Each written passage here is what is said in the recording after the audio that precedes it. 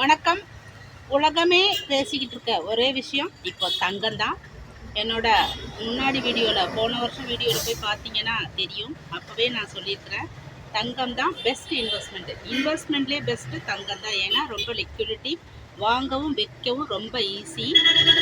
தங்கத்தில் இன்வெஸ்ட் பண்ணவங்க இப்போ டக்குன்னு ஒரு 3 நாளில் ஒரு 24,000 குறைஞ்சிருச்சு. ஐயோ குறைஞ்சிருச்சே அப்படின்னு வருத்தப்படாதீங்க. அது ஏறுன்னு தான் சொல்கிறாங்க. வல்லுநர் நிபுணர்கள் எல்லாம் ஏறுன்னு தான் சொல்கிறாங்க.